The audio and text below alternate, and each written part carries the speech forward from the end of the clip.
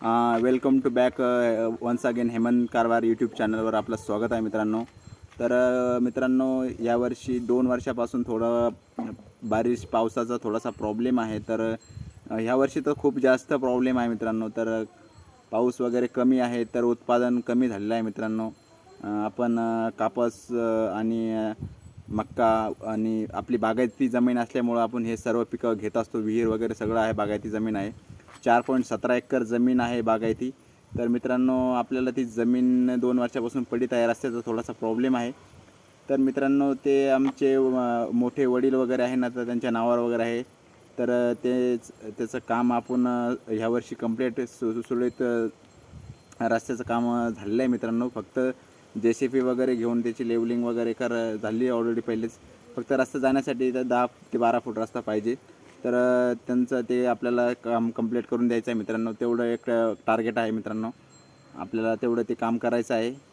आणि पावसाचा पण आपल्याला थोडासा जमिनीला थोडंसं हे होत्यामुळे पाऊस पण यावर्षी कमीच चालला आहे मित्रांनो. तर पाऊस आणि यावर्षी बघूयात आपण पाऊस कसा, सरासरी अंदाज कसा येतो कसा नाही. तर जनावरांना वगैरे शेळ्यांना तर पण त्यांना त्रास होतो आहे उन्हाचा. तर खूप जास्त टेम्परेचर होतं मित्रांनो. 35 ते 40 डिग्री सेल्सिअस तापमान 2 ते 3 दरम्यान नोट केलं आहे मित्रांनो आपण.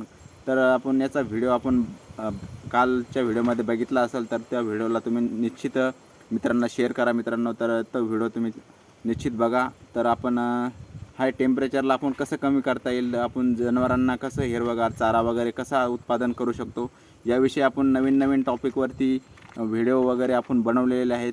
तर मित्रांनो, आम्ही 2 दिवसापूर्वी अकोले ह्या कृषी विद्यापीठमध्ये, राहुरी कृषी विद्यापीठमध्ये आम्ही व्हिजिट दिली आहे काही दिवसापूर्वी. तर आम्ही काही त्यांच्यासोबत काही असे तज्ज्ञ होते, त्यांच्यासोबत आम्ही चर्चा केली आहे. तर त्यांना कृषीचा अंदाजनुसार त्यांनी सांगितलेलं यावर्षी चांगला पाऊसचा अनुमान आहे. तर पाऊस कसा होईल कसा नाही होईल याच्यावर आपल्याला थोडंसं व्हिडिओ बनवायला पब्लिकनं डिमांड केली होती. त्या हिशोबानं बनवलेला आहे व्हिडिओ.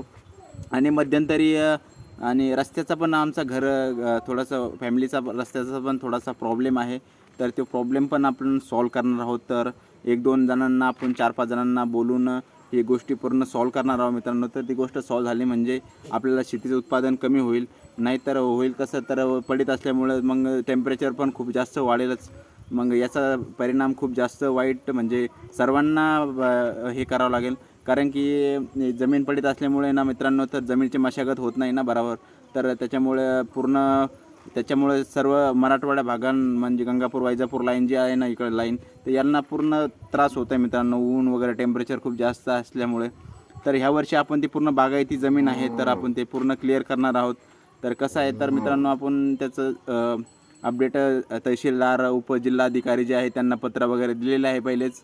तर कारभारी बाबूराव कारभार आणि यांची फॅमिली जी आहे, तर यांना सर्वांना हे पत्र वगैरे त्यांनी दिले आहे. पोलीस स्टेशनमध्ये वगैरे पत्र वगैरे दिले आहेत. तर आपण यांना बोलून ती गरीब परिस्थितीमधून वरती येत आहे मित्रांनो. त्यांची माझी मम्मी आहे मित्रांनो, ती अंगणवाडीमध्ये 30 वर्षापासून काम करते. त्यांना सॅलरी वगैरे कमी आहे मित्रांनो. तर त्यांचं मानधन वगैरे कमी आहे, त्यांना पगार कमी भेटतो. तर त्याचे पण अपडेट आपण केलेले आहे. तर एवढ्या कमी पैशामध्ये उपजीविका फॅमिलीची कशी भागवणार मित्रांनो. तर हे खूप जास्त मोठा प्रॉब्लेम आहे. तर हे तहसीलदार, उपजिल्हाधिकाऱ्यांना याची नोंद घ्यायला पाहिजे. तर मला असं एक म्हणणं आहे मित्रांनो, माझ्याकडून विनंती आहे त्यांना, तर हे सर्व प्रॉब्लेम त्यांनी सॉल्व केले पाहिजे. स्वतः येऊन प्लॉटला व्हिजिट दिले पाहिजे त्यांनी. त्यांचं हे कर्तव्य आहे मित्रांनो. कारण ते एक शेतकरी महसूल विभागामधून येतात मित्रांनो. तर त्यांची जमिनीची मोजणी वगैरे, आखणी वगैरे सर्व कंप्लीट झालं आहे मित्रांनो. त्याचा नक्षा वगैरे सर्व काढलेला आहे. हे 4 चौघांना आपण दाखवू नाही शकत. त्यांनी स्वतः यायला पाहिजे, कारण की ती गव्हर्नमेंट सर्वंट आहे ना. त्याच्यासाठी हा व्हिडिओ स्पेशली बनवलेला आहे. तर आपण गंगापूरमधून एक शिंगी गावामधून एक घर आहे मित्रांनो. तर त्या घराचं थोडासा हे प्रॉब्लेम खूप 10-1 वर्षापासून, खूप जास्त दिवसापासून चालू आहे. तर हा प्रॉब्लेम आपल्याला कशी लवकरात लवकर सॉल्व करता येईल याच्यासाठी ह्या विनंती आहे. तर आपण त्यांना हे पत्र दिलेलं आहे. तर त्यांना आपण परत एकदा विनंती करणार आहोत. तर ते रस्त्याचं थोडंसं क्लिअर करण्यासाठी. तर आपल्याला कोणासोबत भांडण करायचं नाही आहे, कोणासोबत काही बोलायचं नाही आहे. तर आपल्याला ते गोष्टी क्लिअर करून घ्यायच्या आहेत.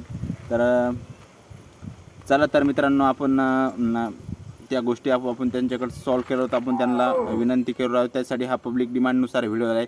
असे प्रत्येक प्रत्येक तालुक्यामध्ये प्रत्येक जिल्ह्यामध्ये असं ह्या प्रॉब्लेम खूप जास्त मी नोट केला. मी फिरत असतो, मी मार्केटिंग वगैरे करत असतो, चहा वगैरे सेलिंग करत असतो, तर मी खूपदा बघितलेलं आहे.